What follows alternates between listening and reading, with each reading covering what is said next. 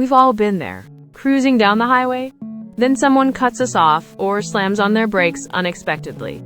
In that moment, a thought often pops into our heads: what an awful driver. And implicitly, I would never do that. I'm better than that. It's a universal human experience to believe we're more skilled behind the wheel than the average person. We see the mistakes of others clearly, while our own tend to fade into the background. But statistically, not everyone can be above average, yet most of us feel we are. This isn't just about driving. Psychologists call this widespread phenomenon illusory superiority, or more colloquially, the above-average effect. It's a deeply ingrained cognitive bias, where we tend to overestimate our own positive qualities and abilities relative to others, while often underestimating our faults. Our brain plays this subtle trick to maintain a consistent, positive self-image, making us feel more competent than an objective assessment might suggest. One of the most classic demonstrations comes from a 1981 study by psychologist Ola Svensson. He surveyed drivers in both the United States and Sweden, asking them to rate their driving safety and skill compared to others. The results were striking. A staggering majority, over 90% in both countries, believed they were safer and more skillful than the median driver.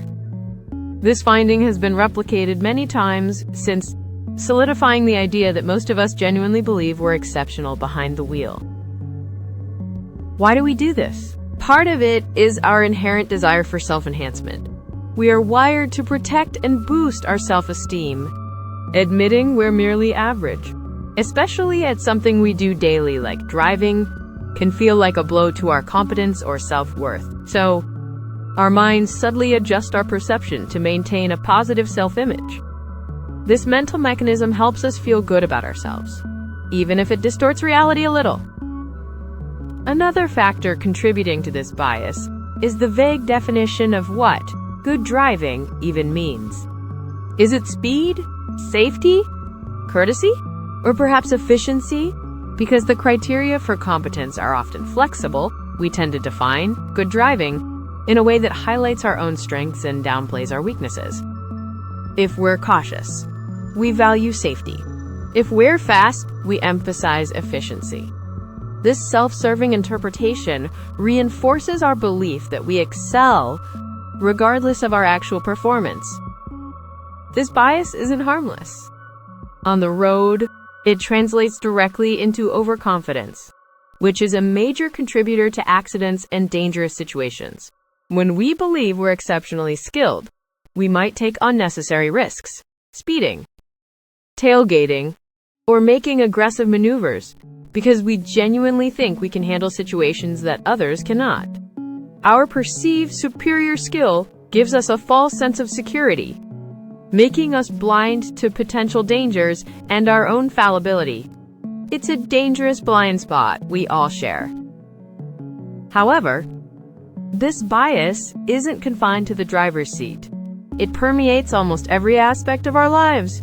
Studies show similar patterns when people rate their intelligence, their sense of humor, or their leadership abilities. Most college professors, for instance, rate themselves as being in the top 25% of their peers. It's a fundamental part of how we evaluate ourselves across almost every domain, from our professional skills to our social interactions. We consistently believe we outshine the crowd. The real danger lies in how this overconfidence prevents growth.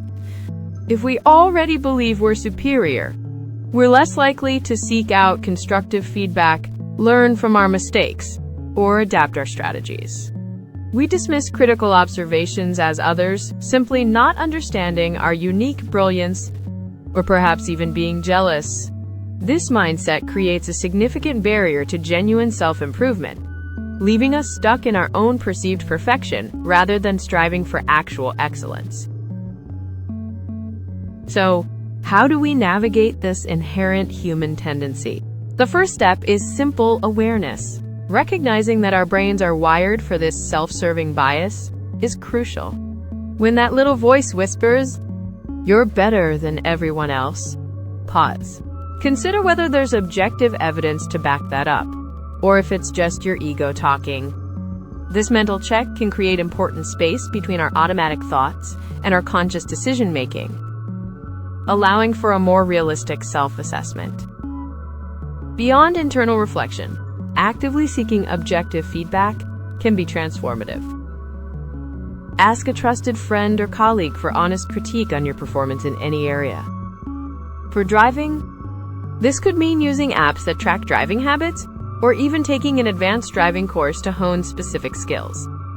It's about gathering data points that challenge our subjective bubble, allowing external reality to gently nudge us towards a more accurate understanding of our abilities. Here's a fascinating paradox. Truly expert individuals often rate themselves more accurately, or even slightly underestimate their abilities. They understand the vastness of what they don't know, and they recognize the inherent complexity of true mastery. This humility, this realistic self-assessment, is precisely what propels them towards continuous improvement. Their focus shifts from being the best to constantly getting better, an approach that ultimately leads to genuine, sustained excellence. Our tendency to see ourselves as above average is a fundamental part of human psychology. It protects our ego, provides confidence, but it can also blind us to our own flaws and areas for growth. Understanding this bias doesn't diminish our capabilities, it empowers us to see ourselves and each other with more clarity and empathy. So, next time you're on the road or assessing any of your skills, consider, are we truly better than most? Or are we just wired to believe we are? The answer can lead to significant personal growth.